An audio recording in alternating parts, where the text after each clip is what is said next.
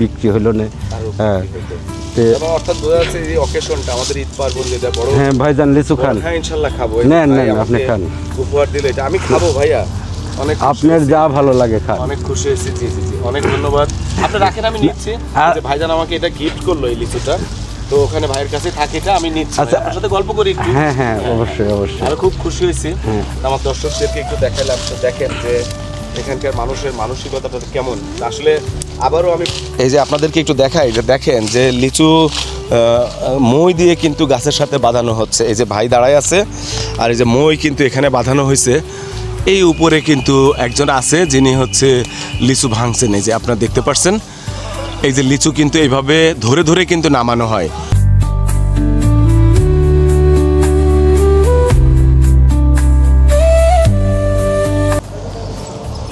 দর্শক আসসালামু আলাইকুম।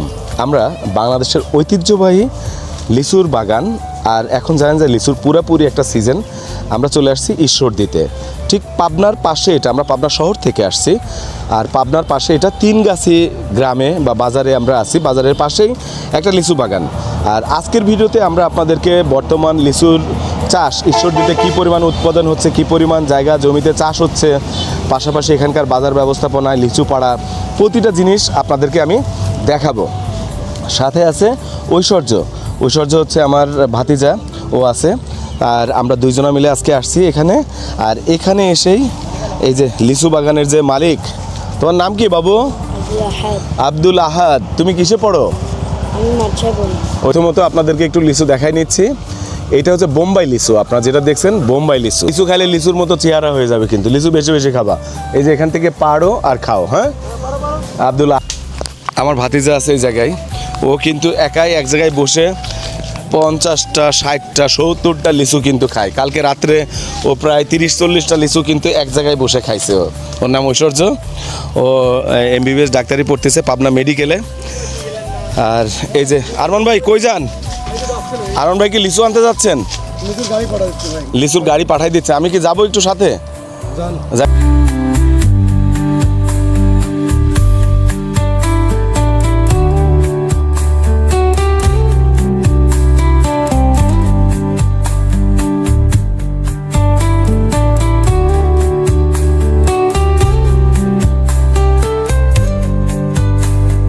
ঈশ্বরদী কিন্তু বোম্বাই লিচুর জন্য বিখ্যাত।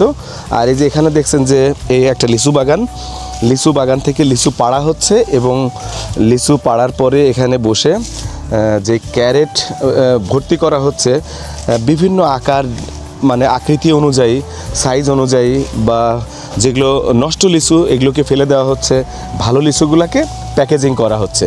এখান থেকে যারা ব্যাপারী, এখানে লিচু বাগানের মালিকও আছেন, তার কাছ থেকে ব্যাপারীরা লিচু কিনে নিয়ে চলে যাচ্ছে এখান থেকেই। আর এখান থেকে মোটামুটি এইটা সামনে কিন্তু মেইন রোড। এটা পাবনা এবং ঈশ্বরদীর ইন্টারনাল রোড, যেটা আওতাপাড়া হয়ে যায় রোডটা। তো পাবনা পাগলাগারদের পাশ দিয়ে এই রোডটা বের হয়ে আসছে, আর এদিকে আওতাপাড়া, পরে ঈশ্বরদী রূপপুরে চলে গেছে এই রাস্তাটা। আর আমরা এখানে তিনগাছি গ্রামের লিচু বাগানে এখন আমরা অবস্থান করছি। তো প্রথমত আপনাদেরকে একটু ঈশ্বরদীর লিচুর একটা বিবরণ দেওয়া যাক। বোম্বাই লিচুটা আচ্ছা, অর্থাৎ হ্যাঁ এখানে গাছের বয়সই আছে অনেক, না? 70 বছর। আচ্ছা, তার মানে কিন্তু এই লিচু কিন্তু বহু বছর ধরে। আর আমাদের কাছে একটা পপুলারিটি বা আমরা পরিচিতি পাই কিন্তু 90 দশকের আগে পর থেকে কিন্তু আমরা এই বোম্বাই লিচুকে আমি চিনি আর কি। আপনারা হয়তো অনেকেই আছেন, অনেক আগে খেয়েছেন। একসময় এত প্রচারণা হইতো না এখন যেমন হয়। এই যে বললাম এখানে দেন পচা লিচুগুলো কিন্তু বাদ দেওয়া সব। এখানে আমরা সম্পূর্ণ একটা লিচু বাগানের মধ্যে আছি। তো এখানে গাছ থেকে পাড়ার পরে বাছাইকরণ হচ্ছে, তার একটা চিত্র কিন্তু আমরা দেখতে পাচ্ছি। আর পুরো পাবনা জেলার ঈশ্বরদীতে অর্থাৎ সবচেয়ে বেশি লিচু কিন্তু চাষ হচ্ছে, যেটা হচ্ছে বলা হচ্ছে যে 700 কোটি টাকার উপরে বেশি লিচু বেচা কেনা হবে বলে আশা করা হচ্ছে। তা আমরা কিন্তু লিচুর যে বাছাইকরণ, এটা গাছ থেকে পাড়ার পরে সেটা কিন্তু আমরা দেখতে পারছি। তো আমার ভিডিওতে সকলকেই ধন্যবাদ জানাচ্ছি ভিডিওটি দেখার জন্য। আমার YouTube channel Shahabul travel blog subscribe করে সাথেই থাকবেন। এ ধরনের ভিডিওগুলো আপনাদেরকে পর্যায়ক্রমে দেখানোর চেষ্টা করব। এই যে সব সুন্দর সুন্দর লিচুগুলো কিন্তু এই যে প্যাকেট করা হচ্ছে, এটা বোম্বাই লিচু, না? এটা আচ্ছা এখানে আপনাদের বাজারের অ্যাকচুয়াল রেটটা কত এখন ভাইয়া আপনাদের, মানে যেটা হাজারের হিসাব করা হয় এখানে?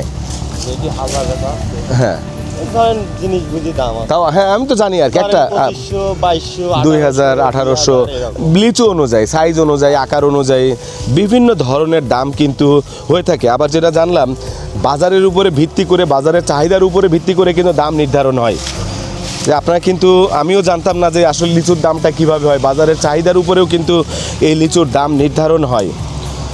এক এক বাজারের কিন্তু চাহিদা এক এক রকম, যেটা শুনলাম যাত্রাবাড়িতে একরকম, আর এক জায়গায় একরকম, হয়তো চট্টগ্রামে একরকম বা সিলেটে একরকম, এই ধরনের বিভিন্ন চাহিদার উপরে দাম নির্ধারণ হয় নাকি? এরপরেও লোকাল চাষি যারা আছে তাদেরও উৎপাদন খরচ আছে, তাদের একটা কস্টিং আছে, মেনটেনেন্স খরচ আছে, তাদের শ্রম আছে বছরব্যাপী, এখানে তাদের ড্যামারেজ আছে, মূলত ড্যামারেজ। কারণ আমাদের, আপনারা জানেন যে আমাদের প্রকৃতির উপরে নির্ভর করে কিন্তু আমাদের চাষবাস করতে হয়। কখনো বৃষ্টি, কখনো অতিবৃষ্টি, ঝড়ে ফুল পড়ে যাচ্ছে, নষ্ট হয়ে যাচ্ছে, অনেক সময় প্রয়োজন যেখানে সার কীটনাশক দেওয়া, সেটা কিন্তু কৃষকরা হয়তো অনেক দামে কিনতে হচ্ছে, যার জন্য তারা কিন্তু তাদের খরচটাও কিন্তু বেশি পড়ে যায়। যদি আপনাদেরকে দেখাই, এই হচ্ছে এখানে কাজ চলছে, শুধু কিন্তু একটাই না, এই পাশে কিন্তু আরও আছে, ওই যে ওই পাশেও আছে, হয়তো আমরা আরও 2-1টা জায়গায় যে আপনাদেরকে দেখাইতে পারবো। আসলে যে পরিমাণে গরম, এই অবস্থায় কিন্তু আসলে কোনো জায়গায় যেতেও ইচ্ছা করছে না। আর এই লিচুর সিজনটাতে ঈশ্বরদীতে এত মানুষের কর্মসংস্থান হয় যেটা চিন্তার বাইরে। তো বাংলাদেশ কৃষির ইয়ের থেকে যেটা জানা হচ্ছে যে, আমি আগেই বলেছি যে প্রায় 700 কোটি টাকার উপরে বেশি ঈশ্বরদীর থেকে লিচু বেচা কেনার আশা করা হচ্ছে। 3100 অর্থাৎ 3100 হেক্টর জমিতে কিন্তু পাবনার ঈশ্বরদীতে কিন্তু লিচুর উৎপাদন হয়, যেখানে হেক্টর প্রতি কিন্তু আমার মনে হয় যেটা 9 থেকে 10 টন বা 11 টন পর্যন্ত লিচু উৎপাদন হয়ে থাকে হেক্টর প্রতি। আর একটা গাছের কথা যদি বলি,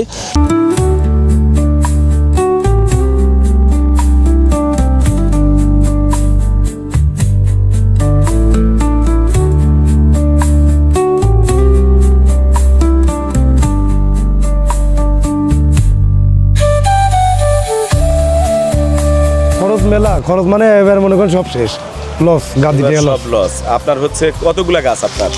তাও 500 গাছ আছে। 500 গাছ আছে। গাছের বয়স কেমন এক একটা গাছের? এক গাছের বয়স 20 বছর, 10 বছর, 60 বছর। আপনি কতদিন কাজ করছেন এই বাগানে? 15-20 দিন। 15, হ্যাঁ হ্যাঁ একবারে। তা আপনি কি এখানে কি দিন হাজিরিতে কাজ করছেন? কত টাকা পান দিন হাজিরি? বাহ, আলহামদুলিল্লাহ। তার মানে লিচুর সিজন কতদিন কাজ করেন আপনি? 1 মাস চলে, অর্থাৎ আমি ধরে রাখলাম 30,000 টাকা।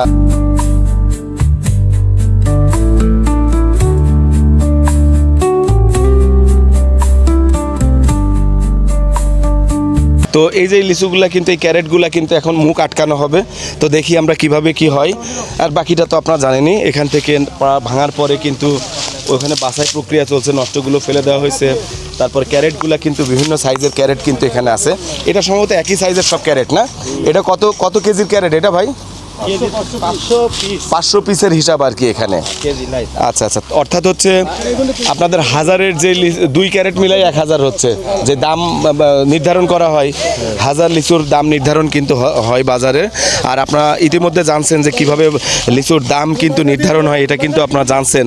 বাজারের চাহিদা, কৃষকের খরচ, সাইজ, আকার, বড় ছোট, মিষ্টি, কম বেশি, এই ধরনের লিচুর কিন্তু দাম এক রকম হয়ে থাকে। ট্রাকে লোড হচ্ছে আর কি, বিট ওখান থেকে যেরকম গরু লোড করা হয়, ওই রকম হচ্ছে আপনার লিচু লোড করা হবে। তা আমরা দেখছি লিচুর প্যাকেজিং আমরা দেখছি। 500 পিসের ক্যারেট কিন্তু হচ্ছে এখানে, বা পাতা দেওয়া হচ্ছে যাতে লিচুটা হিট বেশি একটা না ঢুকে নাকি। আর লিচু বাগানটা কেমন হয় আসেন এবার একটু এইটা দেখি আমরা একটু। লিচু বাগান দেখেন, এই পাশে একটা গাছ, আরও দূরত্বে কিন্তু আর একটা গাছ। কারণ যদি আপনার কাছাকাছি হয় তাহলে ওই লিচু গাছটা কিন্তু বড় হবে না, ঠিকভাবে বাড়বে না, বা ফলনটাও কিন্তু ভালো পাওয়া যাবে না। এই হচ্ছে আমরা লিচু বাগানের মধ্যেই আছি। আর হচ্ছে আপনার লিচু বাগানের সার্বিক একটা দৃশ্য কিন্তু আপনাদেরকে দেখানোর চেষ্টা করছি।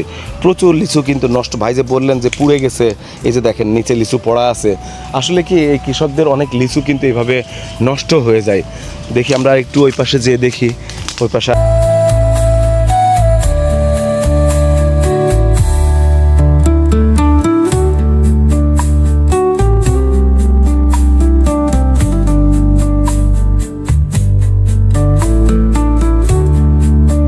যদি না খায় তো আর আমরা কৃষকরা কি করবো কৃষকরা বলেন? কি করবে আর কি? এখন দাম কমে এখানে আড়তে পাঠাইলে আমরা ন্যায্য মূল্য দাম পাচ্ছি না। এখানে ঘটনা হচ্ছে কি যে গাড়িও আনলোড হচ্ছে না। আচ্ছা, আচ্ছা। হয়তো ঈদের ছুটির কারণে মানুষ বিভিন্ন জায়গার দেশ বিদেশে চলে আসছে, যার কারণে টাউন বাজারে মানুষ কম থাকার কারণে লিচু খাচ্ছে না। হ্যাঁ, যার কারণে আমাদের একটা সাদিয়ার বাগান আছে, লিচু টার্গেট করছি 2 লক্ষ। এখানে মাত্র লিচু বেশি পাকার কারণে আমরা লিচু পাইছি মাত্র হচ্ছে 75,000। তাইলে এই বাগানটা ট্রিটমেন্ট দিয়ে সেরে দেখা যাচ্ছে বাগান আমার নিজেরই হোক, হ্যাঁ, তারপরে তো ট্রিটমেন্টের একটা খরচ আছে, একটা লিভারের বেতন হচ্ছে 1,1200 টাকা। তো সেই ক্ষেত্রে 2 লাখ মাল টার্গেট করছি, মাল বেশি পাকার কারণে পাইছি 75,000। সেই ক্ষেত্রে মনে করেন যে আমাদের একটা মানে লসেরই আশঙ্কা আর কি, বুঝতে পারছেন? মানে কোনো ব্যবসায়ীকে লাভ স্বীকার করতে পারবে না। যারা চাটমোহর লিচুর বাগান কিনেছিল, আপনারা ব্যবসা করেন, আপনাদের করতে হয় লস লাভ মিলাই আপনাদের করতে হয়। হ্যাঁ হ্যাঁ হ্যাঁ, যারা চাটমোহর লিচুর বাগান কিনেছিল তাদের দেখা যাচ্ছে কিছুটা উন্নতি হয়েছে, তারা কিছুটা ফলাফল ভালো পাইছে। কিন্তু এই যে পাবনার ব্যবসা, হ্যাঁ, পাবনার ব্যবসায় মনে করেন যে এটা পুরাপুরি আর কি লস। পুরোপুরি লস। জি।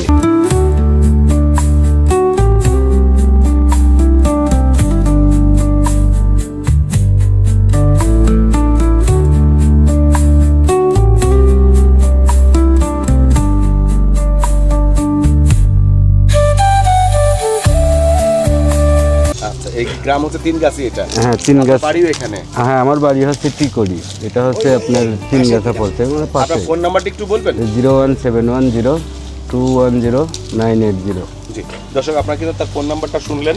যারা দেশ বিদেশের ভিডিওটা দেখবেন, কেউ যদি লিচু নিতে চান তো এটা সমস্ত আপনার দায়িত্বেই আপনি নেবেন। অবশ্যই তারা এখানে ব্যবসা বাণিজ্য করে থাকে এবং তারা আমি আশা করি যে তারা বিশ্বস্ত মানুষ। তবে লেনদেন, টাকা পয়সা দেনা পাওনা এটা আপনাদের মতো করে আপনারা তার সাথে কথা বলে নেবেন। ফোন নাম্বার পেয়ে গেছেন আপনারা। তো আর একটা জিনিস ভাইয়ের সাথে শেয়ার করি, সেটা হচ্ছে আমাদের পাবনা জেলার সবচাইতে বড় ব্যবসায়িক আজাদ। উনি হচ্ছে গত 3 দিন আগে হচ্ছে ঢাকা শহর, ঢাকা, কুমিল্লা, নোয়াখালী, ফেনী বিভিন্ন জায়গা 12 থেকে 13 গাড়ি বড় বড় ডিস্ট্রিক্ট গাড়ি লিচু পাঠাইছে। পাঠানোর কারণে ওনার গাড়িগুলি হচ্ছে দেখা যাচ্ছে বিভিন্ন আড়তে মালের চাপের কারণে ওনার মালটা নামায় নাই। আর এতগুলা বাগান, এতগুলা লিভার সব মিলাইয়া মনে করেন যে ঘটনা হচ্ছে একটা টেনশনের চাপে পাবনা জেলার সবচাইতে লিচুর ব্যবসার বড় ব্যবসায়ী উনি হচ্ছে কালকে হার্ট স্ট্রোক করে মারা গেছে। বুঝছেন কিসের জন্য? এই লিচুর দাম পাচ্ছে না, এত ব্যয়বহুল টাকা খরচ করে সেরে উনি হচ্ছে লিচুর দাম পাচ্ছে না। 4 কোটি টাকা মতো হ্যাঁ হ্যাঁ হ্যাঁ, সেখানে 2 কোটি টাকা লিচু নাকি নষ্ট হয়ে গেছে। নষ্ট- স্বাভাবিক ব্যাপার, একটা মানুষ নষ্ট হয়ে গেছে। মারা যাবে, এটা স্বাভাবিক ব্যাপার। তবে ভাইজান স্বাভাবিক ব্যাপার যে আমরা হচ্ছে ক্ষুদ্র ব্যবসায়িক, হ্যাঁ, দেখা যাচ্ছে যে আমাদের অত লিচু নাই, হ্যাঁ আছে মাশাআল্লাহ, তাই 5, 6, 7 লাখ লিচু ছিল।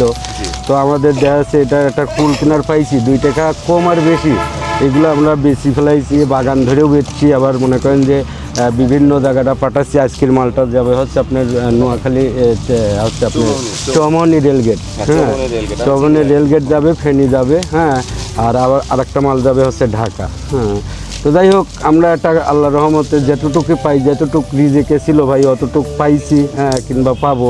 কিন্তু দেখা যাচ্ছে এই লিচু নিয়ে টেনশন করে সেটা মনে করেন যে মানুষ হারায় যাচ্ছে, উদ্যোক্তা হারাচ্ছে, তাদের মাধ্যমে শত শত মানুষের কর্মসংস্থান কিন্তু এই অঞ্চলে নষ্ট হয়ে হয়ে থাকে, যাচ্ছে।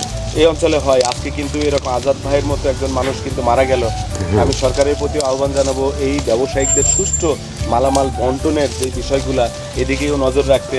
আসলে আমরা মনে করি যে একটা ট্রাকের লিচু যাচ্ছে, হয়তোবা এটা আমাদের কাছে হয়তোবা আনন্দের একটা বিষয়, কিন্তু একটা মানুষের শ্রম, ঘাম, অনেক কিছু থাকে কিন্তু এই ট্রাক লিচুর পিছনে।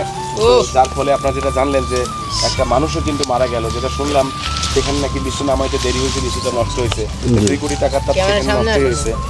তো আমিও আহ্বান জানাবো লিচুর সুষ্ঠু বন্টন এবং ব্যবসায়িক যারা আছেন তারা প্রতিটা ব্যাপারী যাদের লিচুর গাড়ি ঢুকতেছে এই গাড়িগুলোকে সঠিকভাবে সঠিক সময়ে লিচুগুলোকে যাতে রিলিজ করা হয়, এটা আমি আহ্বান জানাবো। জি ভাইয়া, ভালো থাকবেন। জি ভাই, জি, অনেক ধন্যবাদ। আসসালামু আলাইকুম। জি জি।